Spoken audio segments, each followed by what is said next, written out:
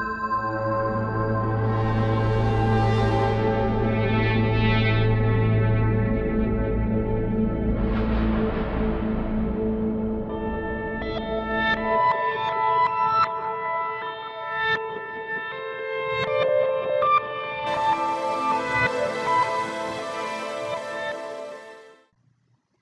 ¿qué tal? Soy Mayra Lorena Díaz Sosa, actuaria egresada de la Facultad de Estudios Superiores Zacatlán y profesora en dicha licenciatura también en esa maravillosa entidad.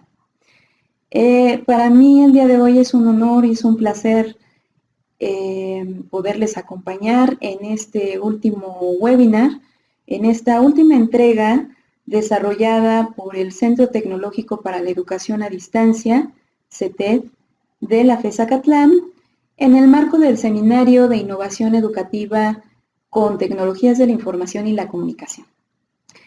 Y para este último webinar, que es el octavo, está contemplado abordar el tema de los objetos de aprendizaje. Y resulta natural preguntarse a qué nos estamos refiriendo con este término. Pues bien, si bien es cierto que no existe aún una definición universal de qué es un objeto de aprendizaje, la definición propuesta en 2009 por Andrés Chiappe-Laverde sigue siendo vigente al día de hoy, ya que en su definición Chiappe reconoce los atributos principales que distinguen a los objetos de aprendizaje, y es esta la razón por la cual voy a referirles esta definición en esta ocasión. Dice Chiappe que un objeto de aprendizaje es una entidad digital autocontenible y reutilizable que, además de ser editable, sirve a un propósito educativo particular y está compuesta de forma interna de tres componentes fundamentales: contenidos, actividades y elementos de contextualización. Dice Chiappe que es deseable, aunque no necesario, que el objeto de aprendizaje posea una estructura externa de manera que pueda ser identificado, almacenado y eventualmente recuperado de un repositorio en el que haya sido colocado. Pero para comprender mejor qué es un objeto de aprendizaje, es necesario revisar algunas de las reflexiones que hizo Chiappe-Laverde para formular esta definición. En principio, ¿por qué un objeto de aprendizaje debe ser una entidad digital? ¿No existen objetos de aprendizaje no digitales? Bueno, en sentido estricto, sí existen. Por ejemplo, los libros de texto o materiales educativos impresos a los cuales todos nosotros mayormente hemos tenido acceso. Entonces, ¿por qué hacer referencia a una entidad digital? Bueno, eso lo precisa Chiappe debido a que nos ubicamos propiamente en el escenario de las tecnologías de la información y la comunicación aplicadas a la educación, y de ahí el carácter digital inherente de los objetos de aprendizaje a los cuales nosotros nos estaremos refiriendo. De manera que todo objeto de aprendizaje que sea mencionado a lo largo de este webinar, pues será propiamente aquel con carácter exclusivamente digital.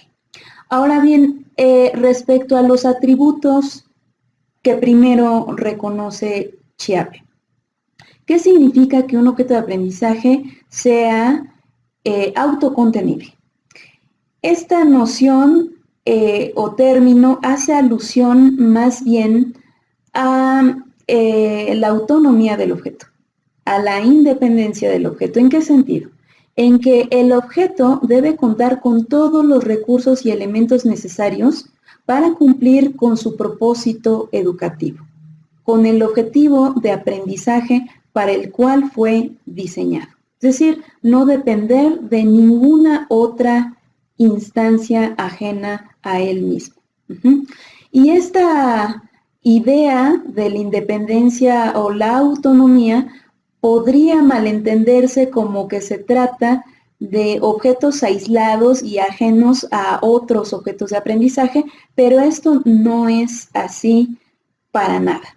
Al contrario, la idea es que el objeto sea lo suficientemente independiente como para poderse articular con otros objetos de aprendizaje para servir en su conjunto a un propósito de aprendizaje superior, cual si fueran piezas o bloquecitos de Lego que usan los niños y los no tan niños para construir figuras y piezas intrincadas y complejas. Bueno, pues asimismo con los objetos de aprendizaje.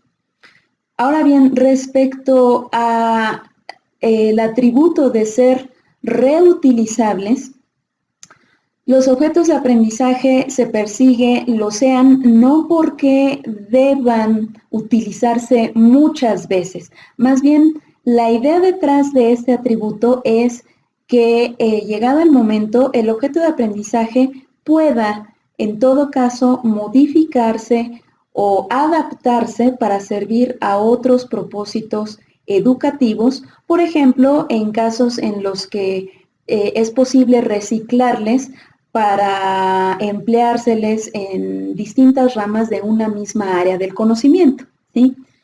De esta manera, los esfuerzos llevados a cabo, tanto a nivel humano como técnico, como tecnológico, como en cuanto a infraestructura se refiere, tendrían mayores alcances y no se limitarían solamente a un espectro minúsculo.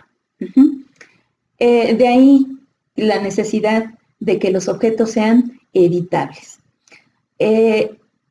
Respecto a algunas reflexiones en torno a los componentes de los objetos de aprendizaje, cabría recapitular las siguientes. En cuanto a contenido se refiere, los contenidos de un objeto pueden presentarse por vías tan diversas como las que ofrecen los recursos digitales multimedia que existen en la actualidad. Por ejemplo, los contenidos pueden presentarse a través de un documento PDF, una lectura, un artículo, a través de videos, a través de archivos de audio, de podcasts, de imágenes, por ejemplo, infografías, en fin, las posibilidades son infinitas. Pero, seguido de luego de esta presentación de contenidos, está el segundo componente, que es una actividad o una secuencia de actividades, y este segundo componente es justamente el que distingue a un objeto de aprendizaje de un objeto informativo, ¿sí? No todo recurso multimedia es un objeto de aprendizaje. Hay una cierta confusión que prevalece todavía en la actualidad y si bien es cierto que el aprendizaje puede lograrse luego de la revisión de un recurso digital, ¿sí?, presentado a manera de contenido, no hay propiamente a través de este recurso o este contenido evidencias de que el aprendizaje efectivamente se haya logrado con éxito. De ahí la necesidad de plantear actividades que permitan por lo menos su monitoreo a los profesores, pero también la autoevaluación por parte del alumno. Esto cobra mucha importancia porque los objetos de aprendizaje surgen en un entorno meramente constructivista en el que el aprendizaje no está centrado propiamente en el profesor, sino más bien en el alumno, y por esta razón las actividades cobran una importancia mayúscula. Además de las actividades, mencionábamos como último elemento los elementos contextualizadores. ¿Qué son estos? Bueno, básicamente son los enlaces que hay entre los contenidos y las actividades que se presentan en el objeto.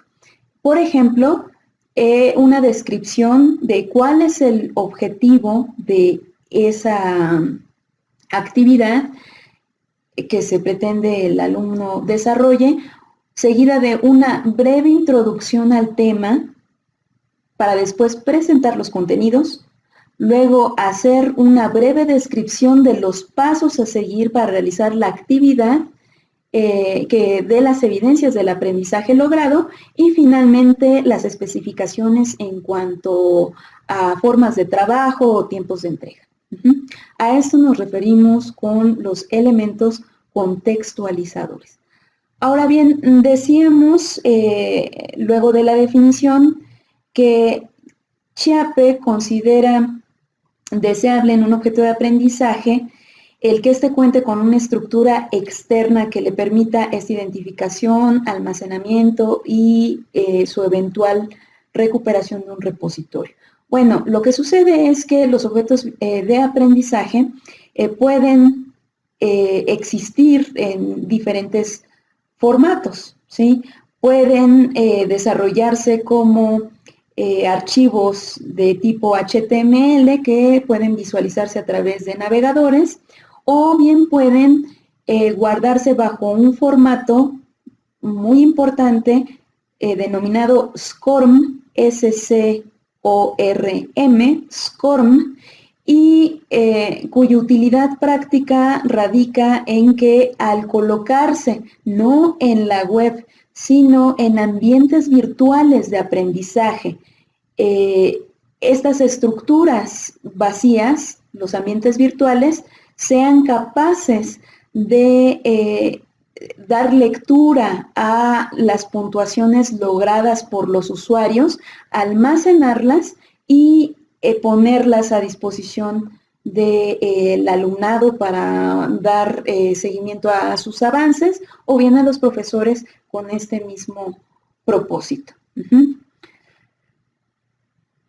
Pero duplicar esfuerzos en este tenor pues resulta sumamente complicado, ¿no? Y por esta razón y esta noción del reciclaje o de la reusabilidad de los objetos de aprendizaje, es necesario colocarlos también en ocasiones en repositorios para que otros usuarios puedan a su vez aprovecharlos y adecuarlos para sus propósitos educativos, ¿no? Naturalmente, todos los días se produce una cantidad elevadísima de material educativo y también de objetos de aprendizaje, y para que sean fácilmente ubicados por los usuarios de la red es necesario que cuenten con esta estructura a la que se conoce como metadatos, es decir, las especificaciones del objeto. Por ejemplo, ¿para qué área del conocimiento sirve? ¿De qué nivel educativo es? ¿Qué tipo de ejercicios o actividades contiene? En fin, todos los datos que sean necesarios para su eventual aprovechamiento por otros usuarios u otras comunidades de usuarios. Si bien es cierto que cada uno de los componentes de un objeto de aprendizaje son sumamente importantes, es notorio que las actividades juegan también un rol fundamental. Y afortunadamente existen muchas herramientas que provee el software libre para desarrollar ejercicios prácticos en este tenor. Por ejemplo, ejercicios de opción múltiple, ejercicios de selección múltiple, ejercicios de llenado de hueco o de respuesta corta, de emparejamiento de columnas, de ordenamiento, crucigramas, sopas de letras, rompecabezas, en fin, las posibilidades son muchas también. Y ejemplos de estos softwares, pues son algunos que ya son muy conocidos y difundidos, como es el caso de Hot Potatoes, un software canadiense, JClick, que es un software español, al igual que Quadernia, el software Exe, que en principio pues era un proyecto neozelandés y actualmente es desarrollado y mantenido por una comunidad española, y en fin, algunas otras que de momento por cuestiones de tiempo no mencionaremos. Pero si hay tantas posibilidades de generar ejercicios para las actividades que se contemplen en un objeto de aprendizaje, deberían elegirse aquellas que favorecieran no un mero ejercicio memorístico, sino más bien un ejercicio analítico, reflexivo, crítico, que derivara en una auténtica experiencia de aprendizaje. Estas dos cuestiones son justamente las que me motivan a presentarles esta propuesta para este último webinar del seminario, que es el realizar objetos de aprendizaje con el software libre Quandary. ¿Por qué Quandary y no los otros softwares que recién les mencioné? Bueno, pues de entrada ya hay muchos tutoriales y manuales desarrollados para enseñar a usar estas herramientas, de forma tal que exponerlas de nueva cuenta en un video pues no resultaría un ejercicio provechoso. En segundo lugar, está justamente esa inquietud por desarrollar objetos de aprendizaje que no redunden en ejercicios memorísticos, ¿sí?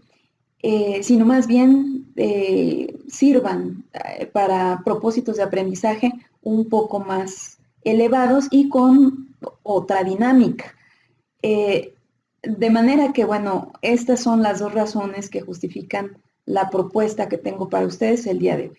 Ahora sí, luego de esta larga pero necesaria introducción, voy a presentarles el software Quandary y a través de este webinar voy a enseñarles algunos aspectos básicos para comenzar a trabajar esta herramienta.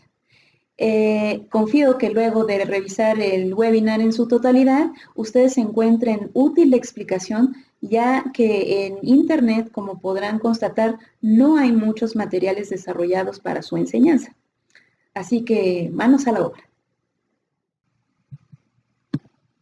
Vamos a escribir primero desde el buscador de Google la palabra Quandary, seguida de la palabra software.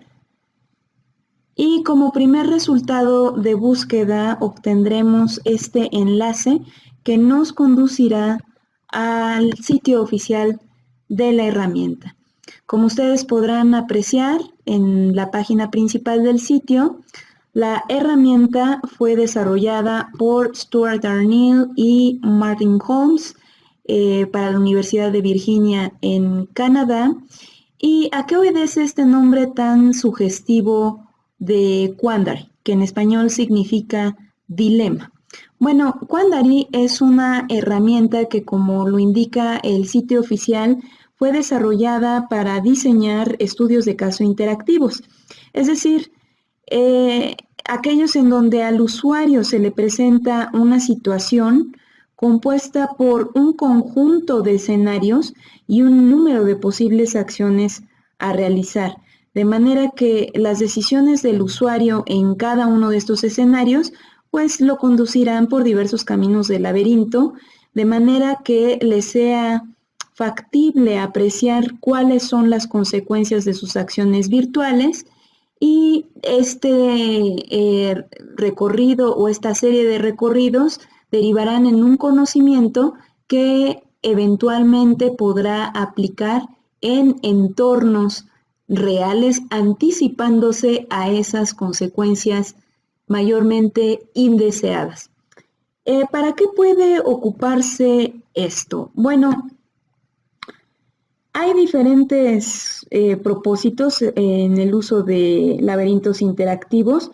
Por ejemplo, como se indica en el sitio oficial, pueden servir para mostrar cómo resolver problemas, establecer mecanismos de diagnosis, contar con un entrenamiento para la realización de procedimientos, detectar fallas de diversa índole e incluso realizar encuestas y cuestionarios. Aquí mismo vemos la sección en la que es posible descargar el software y al hacer clic sobre el enlace que les señalo, podemos dar cuenta de que Quandary es un software que ha sido desarrollado exclusivamente para el sistema operativo Windows. Quizá esta sea una limitante para algunos de ustedes que cuentan con otro sistema operativo en sus computadoras, pero pues desafortunadamente es el único que se contempló para desarrollar Quandary. Y también cabe destacar que la versión actual es la 2.4 y dejó de desarrollarse desde 2009. Ya no está ni en etapa de desarrollo ni mantenimiento, en parte debido a que es un software que se ha consolidado entre su comunidad de usuarios por su estabilidad y por su buen funcionamiento, de manera que previsiblemente no tendrá más versiones, pero la versión actual pues es suficiente para lograr propósitos de aprendizaje como los que se han mencionado. Al hacer clic en el enlace se abrirá un mensaje, una ventanita de mensaje como esta, en donde se presenta un archivo setup de extensión .exe que es necesario guardar en la computadora para después hacer doble clic en él. Hay que descargarlo, luego hacemos doble clic en él para proceder a la instalación del software en nuestra computadora. Yo voy a omitir esos pasos debido a que ya tengo instalado el software en mi computadora y en lugar de ello voy a regresar a la página principal de Quandary para mostrarles el enlace a través del cual podemos tener acceso a distintos ejemplos elaborados con este software. Hagamos clic.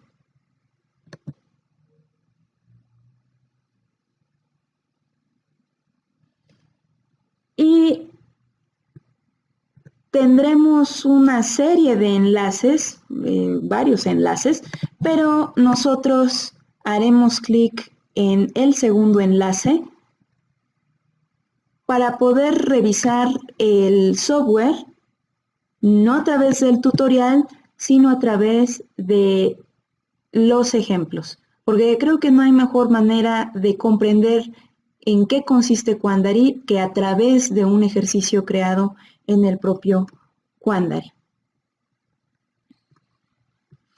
Aquí vemos algunos laberintos creados por otros usuarios que obedecen a distintos propósitos. Yo les invito a revisarlos con mayor detenimiento en otra oportunidad, por motivos de tiempo, básicamente, y les invito a inspeccionar el tercero, el que dice primeros auxilios para un accidente, que ilustra un procedimiento y un entrenamiento para llevarlo a cabo a través del laberinto. Hacemos clic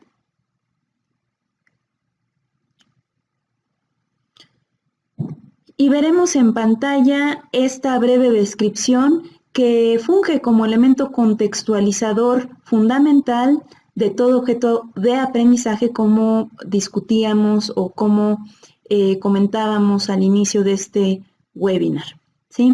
Les voy a traducir en términos muy generales lo que dice para agilizar un poco la lectura. Este ejercicio es un laberinto interactivo en el que se te presentarán una serie de situaciones y en cada una de ellas deberás tomar una decisión para proceder de la mejor manera posible. Cada decisión que hagas te llevará a otra parte del laberinto. Si haces todas las decisiones correctas, serás capaz de completar el laberinto de manera exitosa. Tienes tan solo 4 minutos para hacer todas las decisiones correctas y salvar a una víctima. Haz clic en el botón de abajo para comenzar. Bueno, de entrada vemos este relojito malvado, recordándonos que tenemos solo 4 minutos virtuales, pero son los mismos 4 minutos que tendríamos en la vida real para realizar el procedimiento correcto, ¿de acuerdo? Y la situación es esta, vemos un accidente de auto, hay un hombre tirado en el suelo, la puerta del carro está abierta, el carro ha golpeado de manera evidente contra un árbol, hay sangre, la gente se está remolinando, te haces cargo de la situación y le pides ayuda a los mirones que se están juntando. ¿Qué es lo que hay que hacer a continuación? Correr a llamar al 911, decirle a alguien más que marque al 911, correr hacia la víctima y hacer una rápida inspección del cuerpo o checar si hay peligros en la escena que amenacen tu persona. ¿Qué es lo que hay que hacer? No es tan fácil para quienes no tenemos un entrenamiento previo en primeros auxilios. ¿Qué tal que llamamos al 911? Ups, no sabes la situación o el estado de la víctima y has perdido 3 minutos. Regresa y elige otra vez. Bueno, de hecho se nos ha acabado el tiempo, de manera que tenemos que comenzar de nuevo. Muy bien. Hacemos clic en comenzar. Bueno, si no era correcto llamar al 911, entonces tampoco es tan razonable decirle a alguien que llame al 911 porque seguimos sin saber datos cruciales sobre el acontecimiento. ¿Qué tal que nos aproximamos a la víctima e inspeccionamos su cuerpo? De manera rápida. Bueno, al inspeccionar a la víctima, le moviste la cabeza y lo dejaste paralítico. Además, un tanque de gas explotó y tanto tú como la víctima están muertos. Ni modo, hay que comenzar. Bueno, ¿qué habría pasado si la víctima hubiera sido una persona real? Primero lo hubiéramos dejado paralítica, luego la habríamos matado para rematar con terminar muertos a su lado por no fijarnos en los riesgos que corríamos al tratar de socorrerla. Esto de alguna manera da muestra de la importancia de los laberintos de decisión. Como decíamos, la idea es aprender las consecuencias a un nivel virtual de nuestras decisiones en una secuencia de escenarios que constituyen a una situación para finalmente adquirir conocimientos que podamos aplicar en la práctica. Y en este ejercicio los conocimientos permitirían incluso, llegado el momento, salvar a una vida. Yo ya he recorrido en varias ocasiones este laberinto y conozco las decisiones correctas y me voy a permitir mostrárselas a ustedes a fin de agilizar este proceso, pero también de ilustrar que sin haber recorrido previamente el laberinto sería muy difícil saber qué hacer en una situación de esta naturaleza. Voy a dar clic a inicio.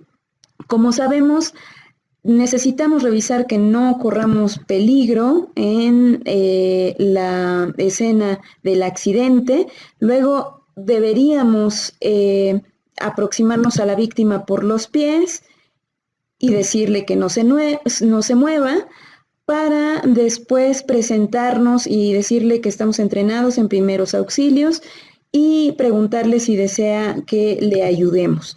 Hecho esto, debemos enviar a alguien a llamar una ambulancia e indicar el tipo de lesión que se sospecha tiene la víctima. En este caso, una lesión en la cabeza o en la columna.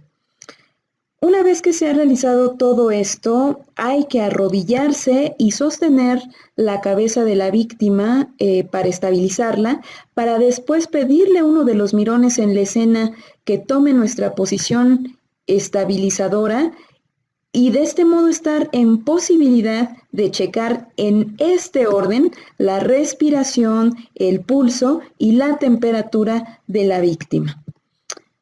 Finalmente, debemos hacer una rápida inspección al cuerpo de la víctima y obtener su información vital. Y listo, lo hemos salvado, ¿sí? Es efectivamente un personaje virtual. En un par de ocasiones tomamos las decisiones correctas y en otros casos decisiones incorrectas, pero lo importante es que ahora reconocemos todos los pasos que necesitamos realizar en orden secuencial para poner en práctica esto que hemos aprendido. Hay que destacar aquí que nosotros estamos aprendiendo a la par que estamos recorriendo el laberinto. Es decir, se nos está presentando un contenido directamente en la actividad propuesta en este objeto, lo cual es totalmente válido. Es un caso atípico porque regularmente, como decíamos, se presentan los contenidos, luego las actividades y finalmente estas están enlazadas a través de elementos de contextualización. Sin embargo, los laberintos poseen los mismos tres atributos que estamos comentando, pero con la peculiaridad de que los contenidos van en cada escena propiamente integrados en la actividad y a la vez que se resuelve la actividad es que se aprenden estos contenidos, ¿sí? De ahí que los laberintos interactivos o escenarios de decisión, pues bueno, sean un objeto de aprendizaje muy particular. Por supuesto, a un nivel visual, el objeto pues no es propiamente atractivo, pues carece de recursos multimedia que lo enriquezcan, pero es importante señalar que es posible incorporarlos y de hecho es algo muy sencillo como veremos más adelante.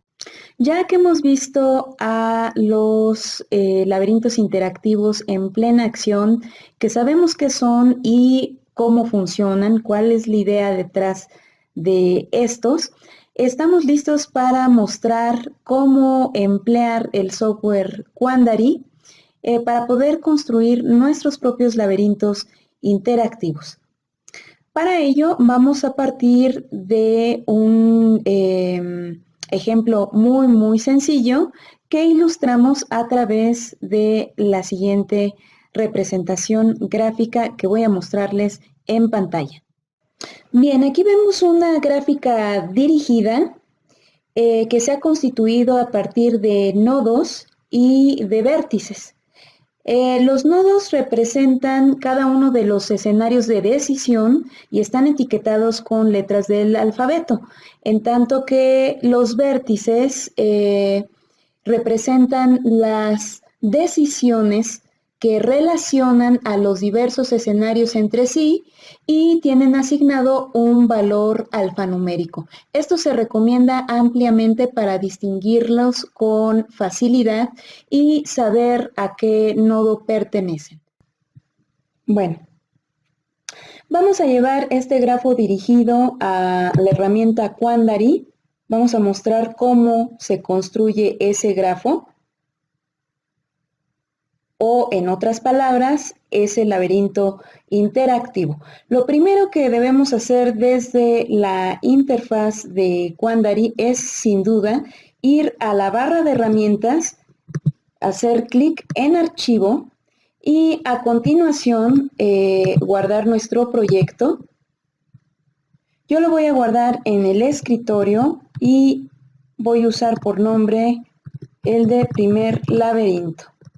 Es importante destacar que en el nombre no se han empleado ni espacios en blanco, ni caracteres especiales como son acentos o la ñ o el signo de pesos, ni tampoco mayúsculas, debido a que de otro modo, con una alta probabilidad, el laberinto no va a funcionar correctamente en el navegador en el que se visualice o bien en el ambiente virtual en el que se deposite. Esta es la razón por la que debemos ser sumamente cuidadosos con el nombre de nuestro archivo. Vamos a hacer clic en guardar y ahora en el escritorio podemos ver que ya ha sido generado nuestro proyecto Quandary. Este es nuestro archivo editable. Ahora vamos a proceder a la captura del grafo. En el primer apartado de la interfaz es necesario capturar el título del ejercicio. Nosotros podemos escribir, en este caso, ejemplo de laberinto. Ahora bien, vemos enseguida una leyenda que indica en qué punto de decisión nos encontramos. Los puntos de decisión son los escenarios de decisión o los nodos a los que hicimos referencia en el grafo dirigido. En este caso nos encontramos en el nodo primero, es decir, en el nodo inicial del laberinto. Aquí se indica con el número 1. Bien, nos encontramos pues en el escenario inicial y debemos asignarle tanto un título como un texto de contenido. Vamos pues a capturar en esta primera región la leyenda nodo A y en la segunda texto del nodo A. Bien. Por supuesto, necesitamos crear otros 4 nodos, como recién mostramos en el grafo dirigido, y para ello es necesario hacer clic en esta flecha que les estoy indicando. Y esto ya nos indica que estamos en el segundo nodo de nuestro laberinto. Si nosotros posicionamos el cursor, aparece una leyenda de ayuda de manera automática que Quandary nos brinda para facilitar su uso. Vamos a crear pues de forma análoga a los nodos que faltan, los nodos restantes. Este sería el nodo B, es el texto del nodo B. Crearemos el nodo C, tanto el B como el C, recordemos, son nodos intermedios, escenarios intermedios, en tanto que los nodos D y E son los escenarios finales. Uno podría emplearse como el caso de éxito del recorrido del laberinto y el otro como el caso de fracaso. Sí, aquí tenemos nodo D, nodo E, texto del nodo E. Guardamos los cambios y ya tenemos creados hasta este momento a nuestros 5 escenarios de decisión. Ahora es necesario, como les platicaba, establecer las relaciones entre estos escenarios, y eso es a través de enlaces, como se precisa en esta última parte de la interfaz. Los enlaces son precisamente los vértices que vimos en el grafo dirigido, o en otras palabras, las opciones que se le dan al usuario del laberinto para que decida qué hacer en cada uno de los escenarios. Ustedes recordarán que el nodo A estaba enlazado o relacionado con los nodos B y D, pero no guardaba ninguna relación con los nodos D y E. ¿Cómo se establecen las relaciones? Casi al final de la interfaz aparece este botón con la leyenda Nuevo enlace. Vamos a hacer clic sobre este botón y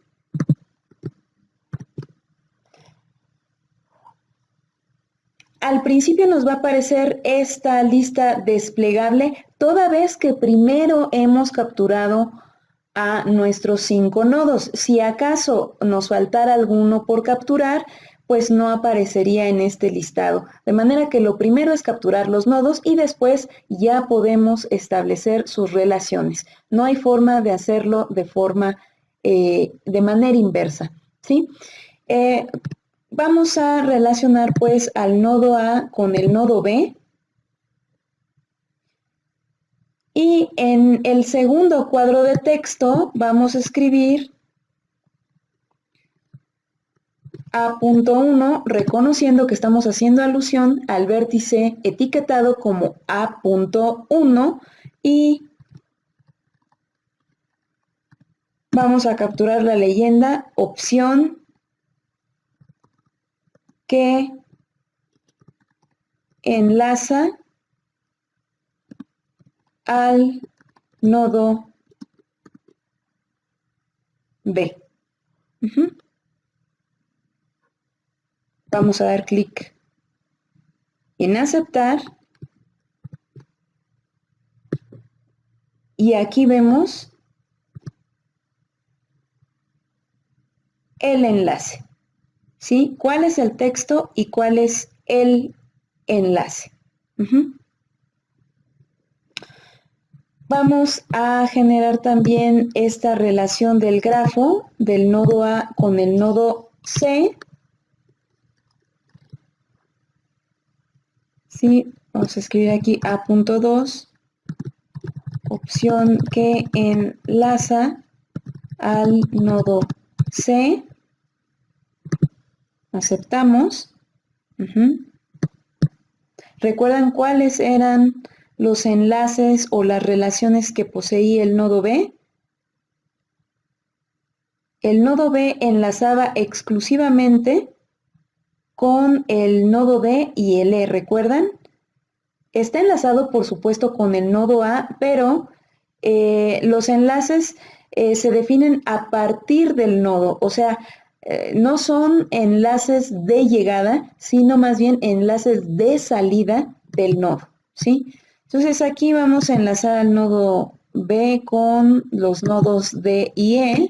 Esta sería la opción que enlaza al nodo D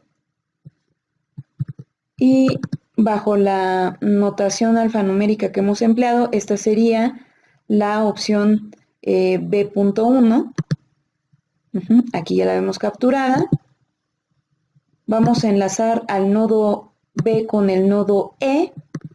Esta sería la opción que enlaza al nodo E. B.2. Ahí está.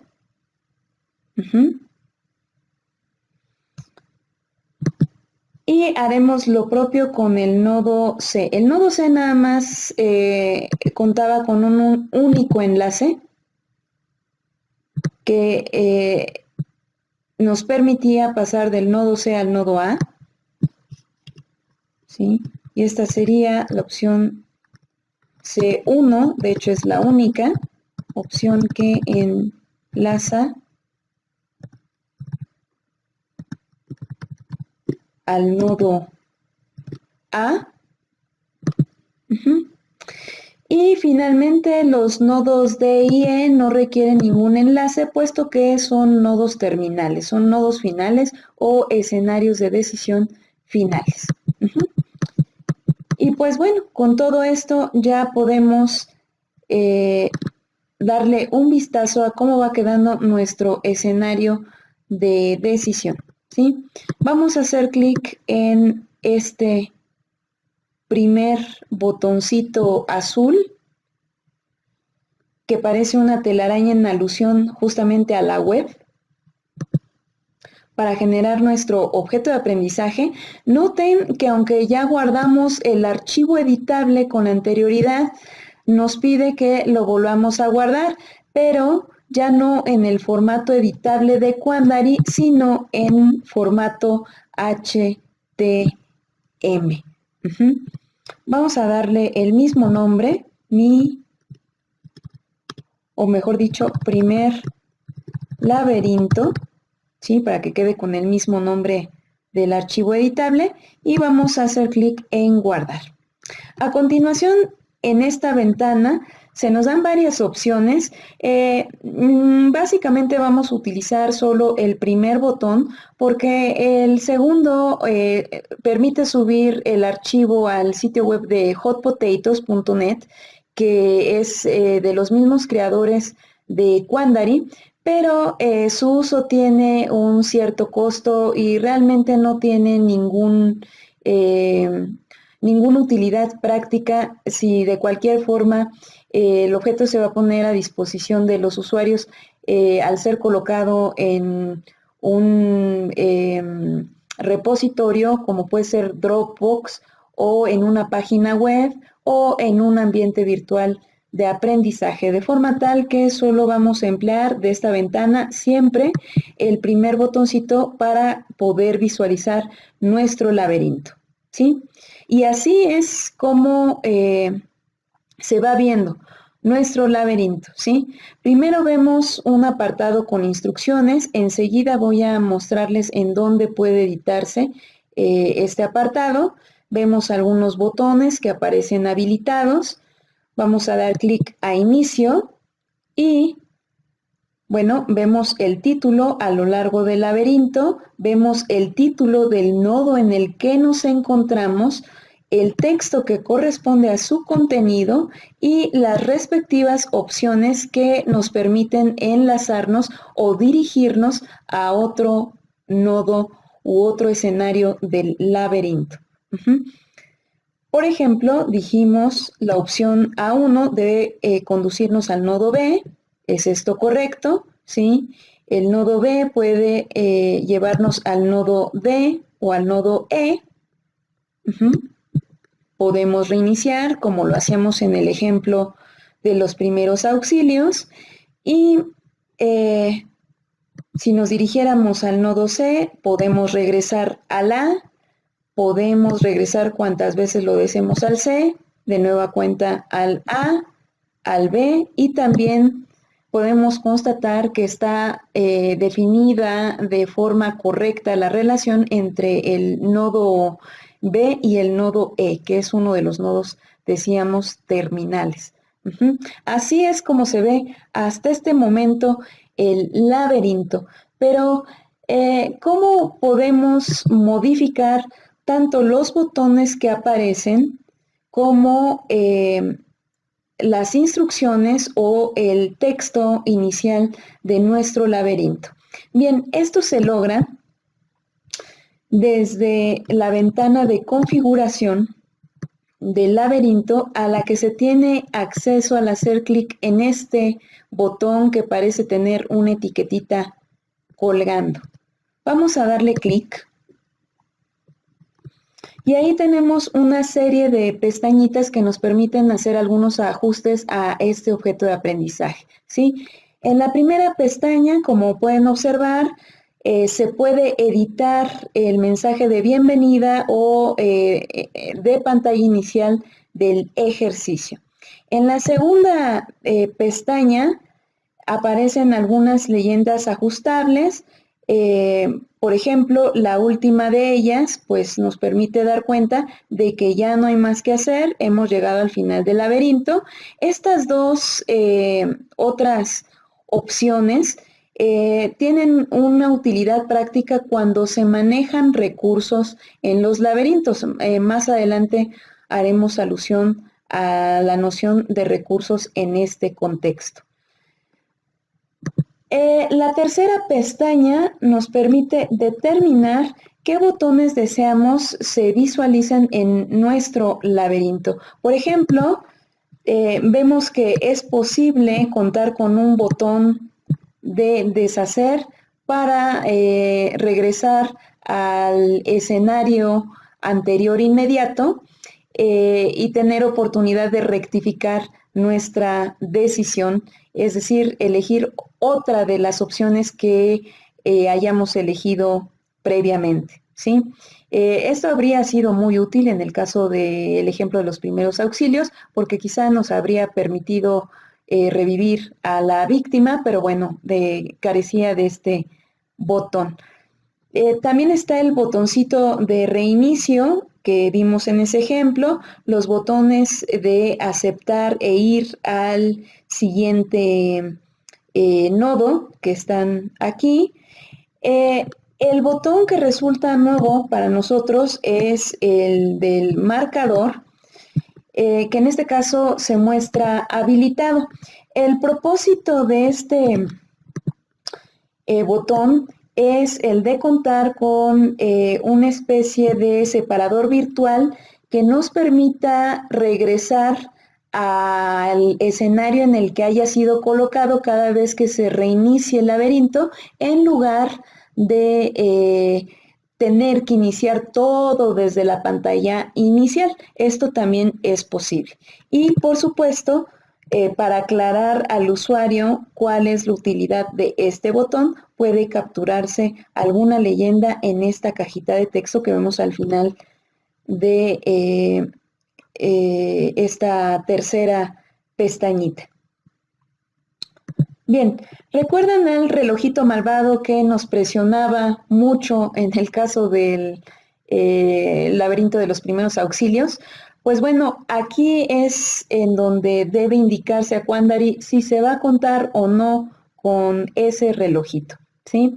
Se puede asignar un tiempo límite, como pueden ver, tanto en minutos como en segundos, para resolver el laberinto, y esto es recomendable solamente en laberintos interactivos en los cuales el tiempo funja un factor importante, funja un papel importante, sea un factor relevante, ¿sí? Por ejemplo, en el caso de los primeros auxilios, nos daban 4 minutos para tomar las decisiones porque en situaciones de esa naturaleza, pues bueno, es indispensable reaccionar de forma rápida e inmediata, y bueno, eso justifica el uso del reloj en cuenta regresiva, bueno, no en cuenta regresiva, sino progresiva, perdón, hasta juntar los 4 minutos. Otro ejemplo en el que un reloj puede ser de utilidad es el caso de un laberinto interactivo que se empleara para prepararse, para presentar el examen de inglés TOEFL, que se realiza en diversas instituciones, ya que, como muchos de ustedes sabrán, en esta prueba cada una de sus secciones está totalmente cronometrada, y entonces es importante adquirir destreza y agilidad para presentarla, de manera que ahí también cabría contemplar el uso del reloj. Por lo general, en la mayoría de los laberintos, pues el tiempo pues tampoco es una cuestión de vida o muerte, salvo casos excepcionales como los que estamos comentando, de manera que vamos a dejar el reloj inhabilitado para no sufrir con el tiempo en nuestro laberinto. En la siguiente pestaña, la de navegación, aparecen algunas opciones para ajustar una barra que ustedes recordarán en el caso del ejemplo de los primeros auxilios, aparecía en la región superior en color negro. Esto tiene sentido cuando, además del laberinto, hay más actividades de aprendizaje, que se encuentran vinculadas a través de un índice. Esto podría ser, por ejemplo, en el caso de que el ejercicio de los primeros auxilios tuviera al final un ejercicio de ordenamiento de los pasos, ¿sí?, a seguir para salvar una persona, por ejemplo, o una actividad de alguna otra índole que nos permitiera reforzar los conocimientos adquiridos en el laberinto. Como no es el caso, vamos a dejar sin marcar las opciones de la barra de navegación, puesto que no vamos a unir a nuestro laberinto con ningún otro objeto de aprendizaje. Pero bueno, en apariencia, pues decíamos, los laberintos de Quandary en inicio o de inicio, pues no son muy atractivos a la vista. Sin embargo, sí pueden hacérseles algunas modificaciones, algunas ligeras adecuaciones para que luzcan un poco mejor, se vean más coquetos. Como ustedes pueden ver, puede cambiarse o indicarse el tipo de letra que se desea se visualice en el objeto de aprendizaje. Se pueden establecer colores tanto para la barra de navegación como para el fondo de página, los títulos, el fondo del ejercicio, los enlaces, cómo indicar que un enlace, o destacar, mejor dicho, que un enlace ha sido visitado mediante un color determinado y cambiar el color del texto. Esto puede seleccionarse al hacer clic en cualquiera de los botoncitos con arco iris que aparecen a mano derecha, porque nos brindará la paleta de colores básicos, pero también nos permitirá definir colores personalizados para hacer todas las adecuaciones necesarias y hacer que nuestro laberinto interactivo pues luzca un poco mejor. Yo voy a dejar las opciones que aparecen por defecto, pero bueno, es importante saber que se pueden hacer modificaciones de aspecto. Ahora, les mencioné que los laberintos interactivos pueden contar con recursos multimedia y en breve voy a mostrarles cómo se insertan estos en los laberintos. En la siguiente pestañita hay particularmente una opción que es la única a nivel técnico que voy a explicar en esta ocasión y que es la inclusión de funciones de tipo SCORM. Esto, les decía yo, es con el propósito de que el objeto se pueda generar en un formato que sea legible si es que éste se coloca en un ambiente virtual de aprendizaje, porque de este modo el ambiente virtual será capaz de descifrar la puntuación obtenida por los usuarios, por los alumnos y eventualmente almacenar esta puntuación o asignar una calificación o incluso contar o tomar en cuenta esa calificación para el cálculo automatizado de promedios y obtener nuestras notas finales a través de un ambiente virtual. Pero bueno, en este caso, no, por cuestiones de tiempo, no vamos a poder mostrar cómo es que se incorpora Quandary a un ambiente virtual. Sin embargo, es importante indicar que el dejar marcada esta opción es vital para el correcto funcionamiento del laberinto al interior de un ambiente virtual de aprendizaje. En la última pestaña realmente pues aparecen 3 casillas de texto para hacer algunas especificaciones de carácter técnico. Realmente, salvo que se tengan conocimientos de programación y sobre todo en materia de herramientas web, pues esto no es trascendente, de manera que prácticamente esta pestaña pues no la visitaremos en nuestro menú de configuración.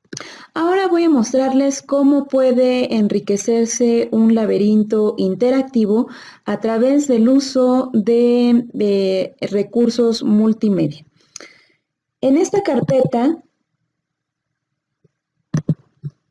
tengo ya algunas imágenes que he descargado y que voy a copiar y a pegar en la misma ubicación que tienen los archivos tanto editable como en formato HTML que he generado con Quandary.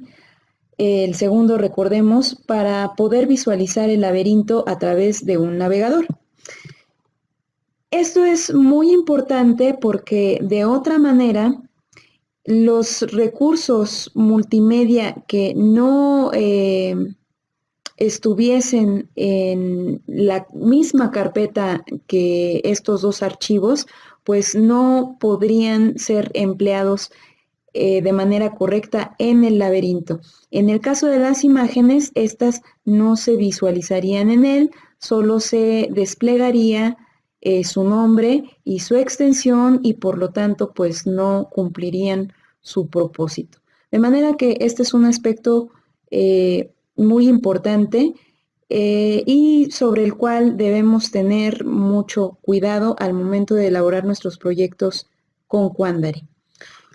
Otro aspecto que también es importante es el de los nombres de los recursos multimedia que nosotros empleemos.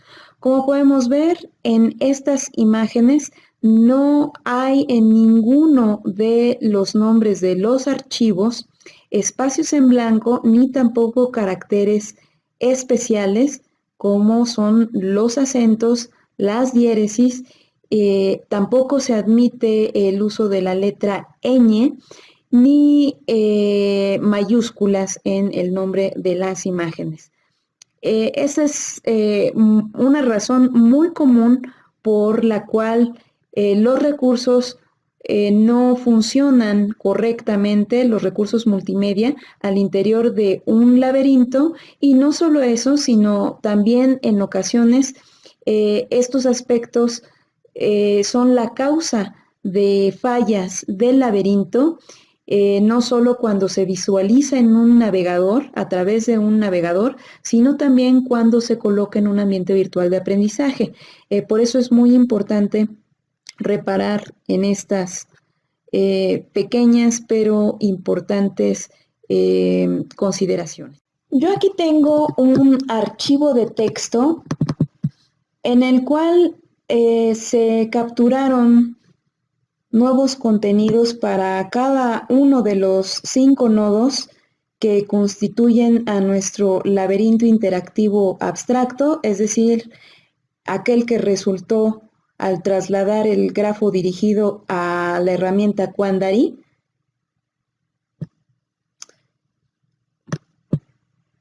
Y aquí tengo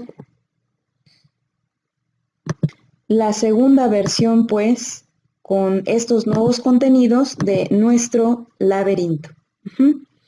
Yo ya lo he generado previamente para compartírselos y pues vemos aquí las diferencias entre el laberinto original y el nuevo laberinto. Aquí ya tiene texto en cada uno de los nodos y ya se va apareciendo cada vez más a nuestro laberinto de los primeros auxilios, nuestro ejemplo que revisamos en este webinar. Pues bien, vamos a incorporarle las imágenes. ¿Sí? El primer nodo, el nodo inicial, dice, estás en la FES Acatlán y quieres ir a CEU. De manera que convendría colocar aquí la imagen que conseguimos sobre la FES Acatlán. Para ello, Puesto que la imagen está en nuestra computadora, debemos hacer clic en este icono de la carpetita con una imagen.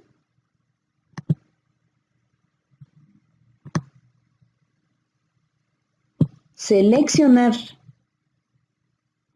la imagen en cuestión y como podemos ver tenemos opciones de alineación de la imagen a la izquierda, al centro, a la derecha o ninguna. Vamos a dejar seleccionada al centro y también podríamos modificar el ancho y el alto de la imagen. La vamos a dejar tal como está y vamos a dar clic en aceptar. No debemos angustiarnos por este código que nos aparece en nuestro cuadro de texto. Quandary lo distingue, para Quandary es legible, es código en formato HTML y que permitirá visualizar la imagen desde el navegador una vez que se vuelva a generar el laberinto. Vamos a colocar las imágenes restantes, por ejemplo, en el nodo B, dice, llegaste a la estación del metro y ahora necesitas un boleto. Vamos a insertar entonces la imagen de, no es el Metro Toreo, es la estación Cuatro Caminos, pero vamos a dejar el texto así. Vemos que la imagen es bastante grande, conviene reducirla un poquito. Y ahí tenemos el código que le corresponde. El nodo C dice, en el camino te das cuenta de que ese camión no te deja en ninguna estación del metro. Asustado, asustada, pides al chofer que te permita bajar. Y aunque el recorrido no ha llegado más allá de una cuadra, el chofer se niega a devolverte tu dinero. Antes de abandonar el camión, te encuentras un boleto del metro. Lo guardas en el bolsillo de tu pantalón. Bueno, aquí de las imágenes que descargamos, la más apropiada sería la de este usuario del transporte que está un tanto angustiado, sorprendido, y que ilustra la condición de alguien que llega a este escenario, a este nodo. Voy a darle clic, voy a hacer un poquito más grande. Voy a darle clic en aceptar para que se genere enseguida el código HTML. En el nodo D dice, pudiste meterte al metro y transbordar en Hidalgo para llegar a CU, llegaste de milagro. En adelante no olvides revisar antes de salir de casa si cuentas con los recursos necesarios para transportarte de un lugar a otro. Sí, aquí deberíamos introducir la imagen de la estación Universidad y en el último nodo dice, olvidaste los boletos del metro en tu casa y no tienes dinero para comprar uno. Buscas en tu portafolio con la esperanza de traer contigo tu celular y llamarle a alguien para que venga por ti. La próxima vez revisa si cuentas con todo lo necesario para transportarte de un lugar a otro. Bueno, vamos a insertar aquí la imagen de alguien que experimenta frustración porque no consiguió trasladarse como era el propósito inicial. Guardamos los cambios y a continuación damos el botón de visualización. Yo lo voy a sobreescribir al archivo HTML previo. Lo voy a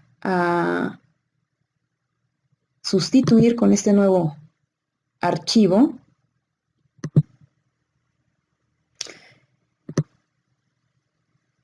Y miren cómo se ve ahora nuestro laberinto. Mejor, ¿no? Aquí vemos las imágenes que recién incorporamos.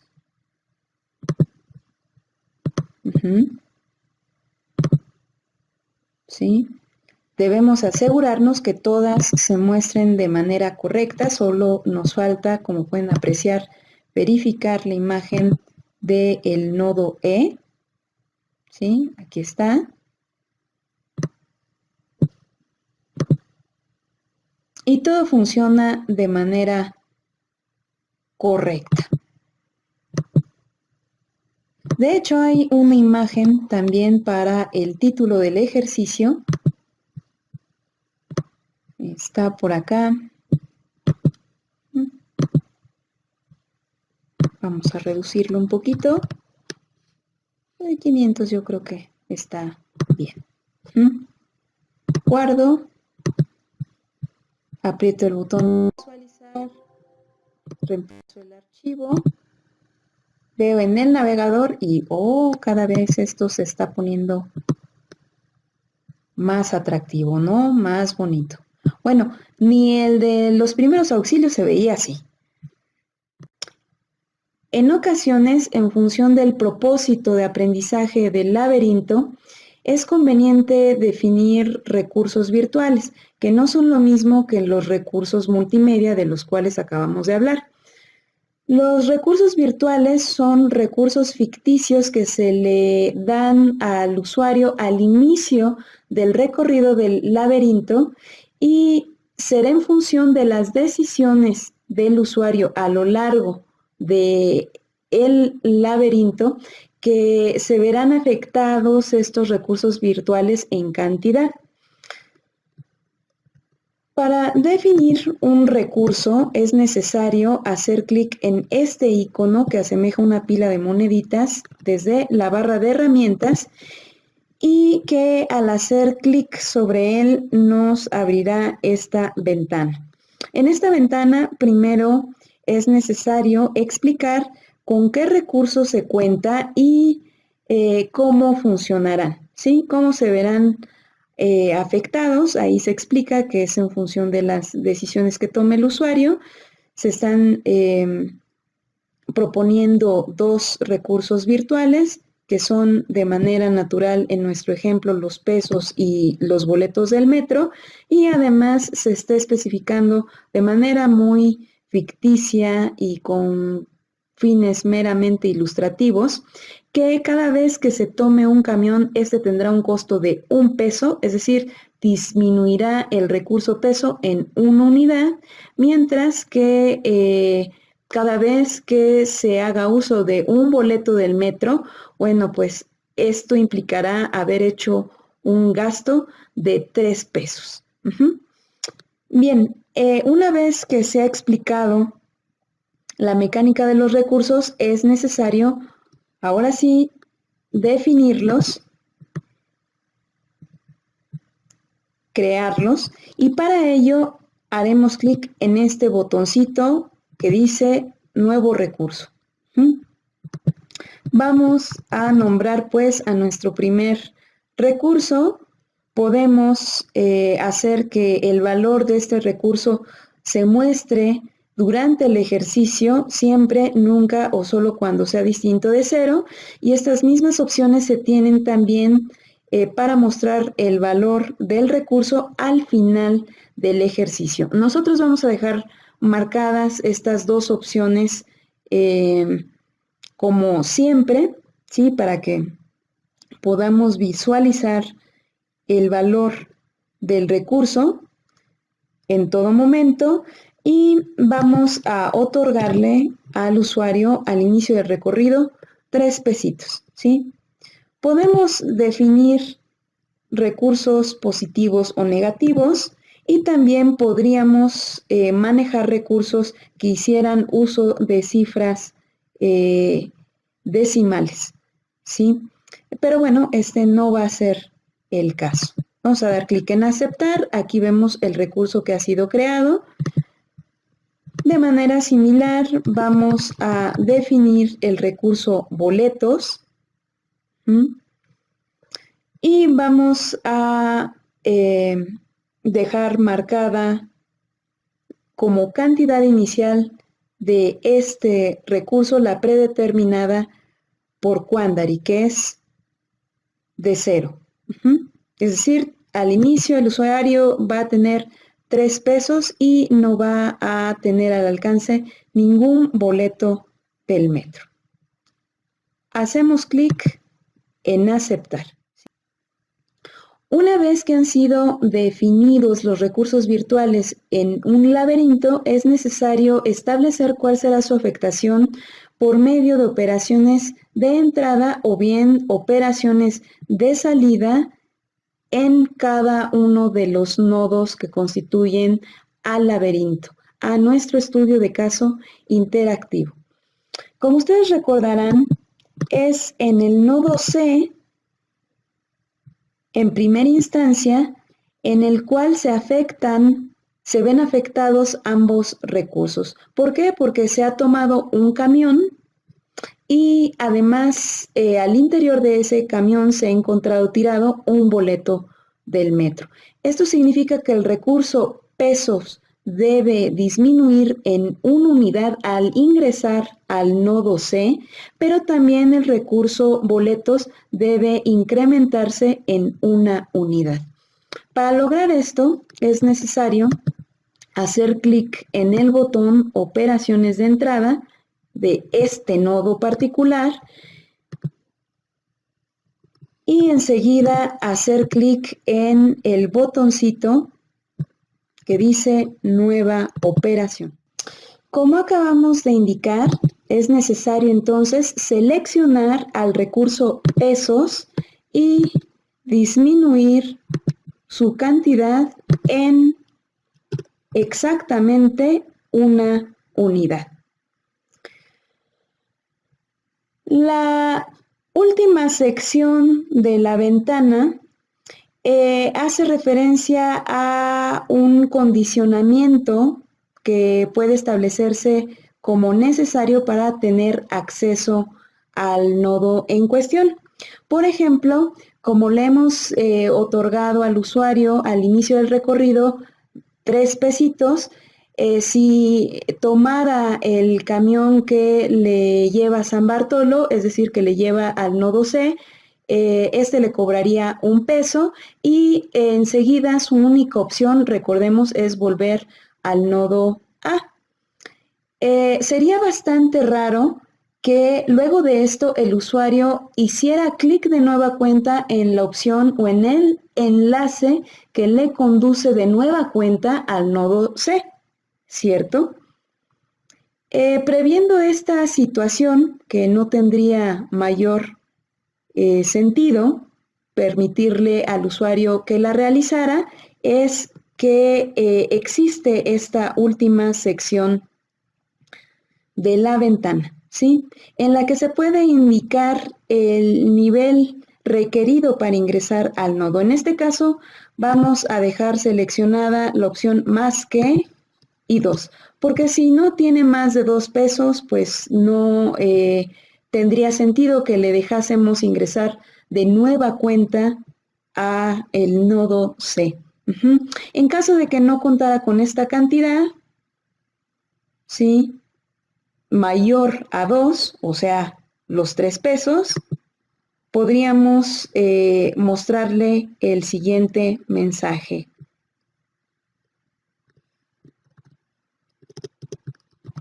Acabas de tomar este camión y no te llevó al metro. Damos clic en aceptar. Damos clic en aceptar, guardamos los cambios y de una vez, ¿por qué no? ¿Sí? Definimos la operación que afectará ya no a pesos en este nodo, sino a boletos. Y en este caso, la cantidad de boletos tendrá que aumentarse en exactamente una unidad y, a diferencia del recurso pesos, pues no hay necesidad de hacer ninguna modificación a esta última sección de la ventana. Vamos a dar clic en aceptar. Aquí vemos las operaciones que se han definido y si hay un cierto número requerido para permitir el ingreso a este nodo. Vamos a dar clic en aceptar y guardamos los cambios. Bien, ¿qué otro nodo causa afectación de recursos? Por supuesto, si llegamos al segundo nodo, que es el nodo B, también habremos hecho uso de un camión y entonces habremos visto reducido en cantidad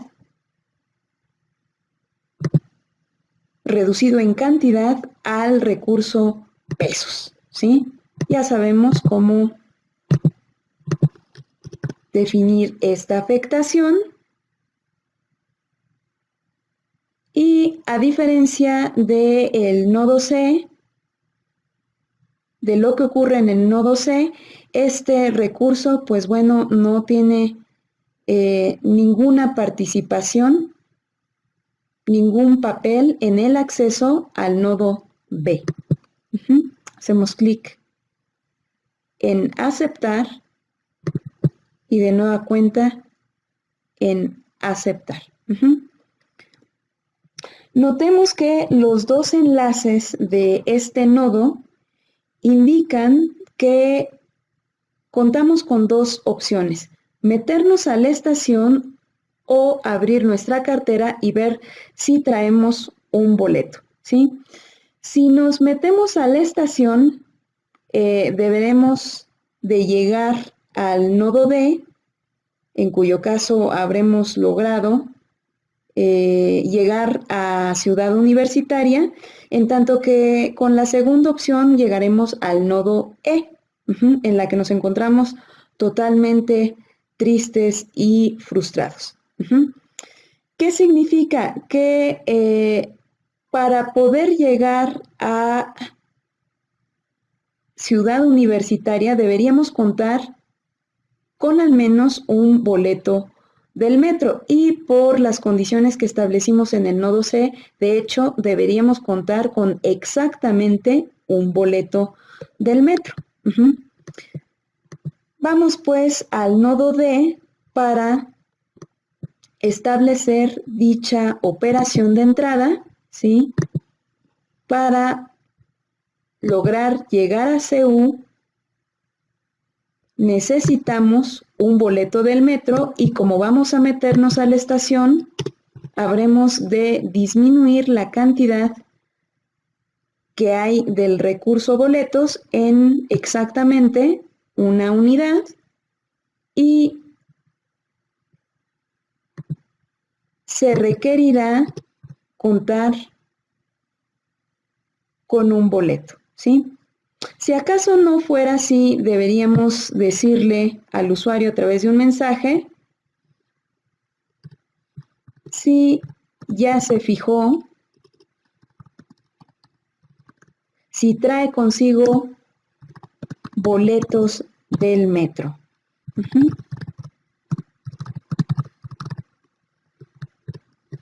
¿Sí?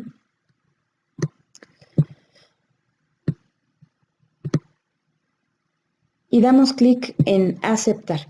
Si no trajese el boleto consigo, entonces, lógicamente, tendría que hacer uso de su segunda opción del nodo B.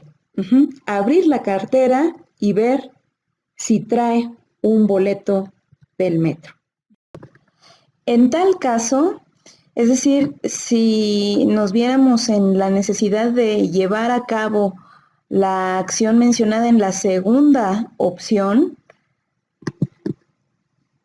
habremos de llegar necesariamente al nodo E, el cual presenta la situación de fracaso de no haber llegado a CU. Y esto solo puede ocurrir en caso de que el recurso boletos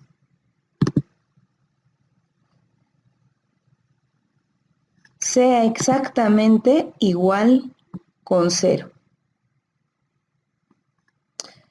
Si no es así, significa que se tiene al menos un boleto, de manera que si el acceso a este nodo es denegado, podríamos enviarle al usuario un mensaje como este. No traes un boleto en tu cartera, pero recuerda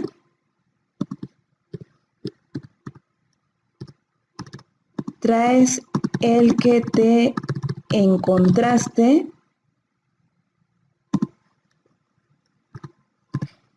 en el camión en tu pantalón. Damos clic en aceptar. Aquí vemos el recurso. No ha sufrido ningún cambio al entrar al nodo, pero se requiere que el recurso tenga exactamente el valor de 0 para poder entrar a este nodo. Damos clic en aceptar otra vez. Guardamos los cambios.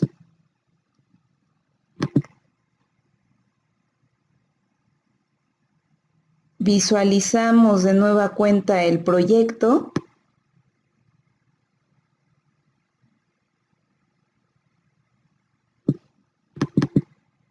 Que yo ya aquí tengo en una carpetita con varias versiones.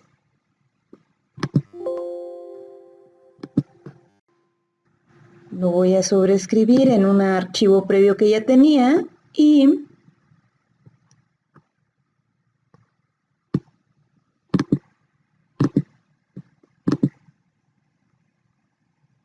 aquí en pantalla ya vemos en esta página inicial no solo las instrucciones, sino también la descripción de los recursos y la afectación que sufrirán estos a lo largo del recorrido, como habíamos ilustrado antes. Y si damos clic en inicio,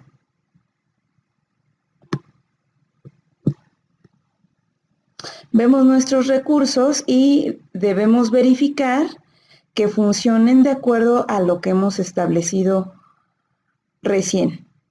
Por ejemplo, si tomamos el camión equivocado, estando en la FES Zacatlán, que es el que nos lleva a San Bartolo, encontraremos un boleto del metro. Al principio no teníamos ninguno y el recurso pesos pues se ve disminuido en una unidad, como platicábamos. No nos queda otra opción que bajarnos del camión. Y si acaso el usuario del laberinto optara por elegir de nueva cuenta esa opción, pues ya tenemos prevista esa situación y le enviamos el mensaje: oye, acabas de tomar este camión y no te llegó al metro, ¿sí? Ya no sería razonable que le permitiéramos, decíamos, ingresar de nueva cuenta al nodo C. Damos OK, no nos queda más remedio que tomar la primera opción, la de tomar el camión que nos lleva a la estación Cuatro Caminos o al Metro Toreo, coloquialmente hablando, y solo hay dos opciones: meternos a la estación o abrir nuestra cartera y ver si traemos un boleto, ¿sí? Sabemos que traemos un boleto. Aquí tenemos la cuenta en recursos. Pero bueno, ¿qué pasaría si tomáramos la segunda opción? No sería razonable que teniendo un boleto llegáramos al nodo en el que no logramos nuestro propósito de llegar a la estación Ciudad Universitaria. Por eso es que, previendo esa situación, recuerden, generamos este mensajito que dice: no traes un boleto en tu cartera, pero recuerda, traes el que te encontraste en el camión en tu pantalón. Entonces damos clic en el botón OK, no nos queda más opción que meternos a la estación y en tal caso pues habremos llegado, aunque de milagro, al Metro Ciudad Universitaria. Notemos que este laberinto en particular fue diseñado para que la única manera de lograr llegar al nodo en el que se plantea una situación de éxito es habiendo recorrido todo el laberinto, o sea, no habiendo hecho de inicio la elección necesaria para llegar al nodo B, que es aquel en el que estamos en la estación del metro Cuatro Caminos. Y esto es totalmente a propósito porque al obligar al usuario a recorrer todo el laberinto, le estamos mostrando no solo la ruta correcta, sino también rutas incorrectas, es decir, rutas que debiera evitar. Entonces, ese es parte del propósito del laberinto que nosotros diseñamos con toda intencionalidad, ¿sí? Ahora bien, habría que ver que el laberinto funcionara correctamente sin importar cuáles fueran las decisiones del usuario, es decir, si tomara otro camino, y procurando que la afectación de los recursos sea la correcta, ¿sí? Por ejemplo, si iniciamos de nueva cuenta el laberinto, supongamos que la primera elección del usuario no es la segunda, sino la primera, ¿sí? Y en tal caso el recurso pesos pues habría sufrido una disminución en una unidad, no habríamos encontrado ningún boleto, y por lo tanto solo habría dos posibilidades, ¿sí? Que se metiera a la estación o que abriera la cartera para ver si trae un boleto. Obviamente si no trae boleto no podemos llegar a Ciudad Universitaria, por eso es que planteamos, previendo esta situación, este mensajito que le recuerda, oye, ¿ya viste si traes boletos del metro? Muy bien, entonces nada más la opción que le quedaría en ese caso es la segunda en este nodo. Entonces, si damos clic en siguiente, en ir, pues bueno, tenemos el único resultado posible derivado de las elecciones previas del usuario. Y como vemos, pues la afectación de los recursos es definida de manera correcta también en este caso, ¿sí? Como pueden ver, es un laberinto pequeñito, es un laberinto de tan solo 5 nodos y sin embargo ilustra, creo yo, la complejidad de realizar y diseñar sobre todo laberintos interactivos, ¿sí? Pensar en todos los escenarios, en todas sus relaciones y en todos los posibles recorridos no es tarea sencilla, pero sin duda apoyarse en la construcción de grafos dirigidos y plantear el diseño en su totalidad en papel antes de llevarlo al software, que en este caso es Quandary, pues ayuda mucho en esta labor. Espero que les haya gustado el software, la aplicación, pero sobre todo que se animen a utilizarla en lo sucesivo. Es todo un reto hacer laberintos interactivos, pero como pueden ver, pues los resultados pues pueden derivar en experiencias de aprendizaje muy significativas, ¿sí? Pensemos en el ejemplo de los primeros auxilios, pensemos qué tanto podría haberse enriquecido con recursos multimedia, pensemos en la utilidad de los laberintos interactivos que ante todo nos permiten aprender de experiencias virtuales para proceder del mejor modo posible en experiencias reales. Pues por mi parte es todo. Les agradezco infinitamente su atención y esperemos vernos en futuros webinars organizados por el CETED. Muchas gracias. Estimado usuario, ahora es momento de aplicar los conocimientos que construimos en este seminario. Construye un proyecto personal utilizando las habilidades aprendidas y cualquiera de las herramientas mencionadas en este episodio. Comparte una muestra de este trabajo en el foro de la plataforma. Puede ser un enlace, una captura de pantalla o hasta un video donde muestres tu producto.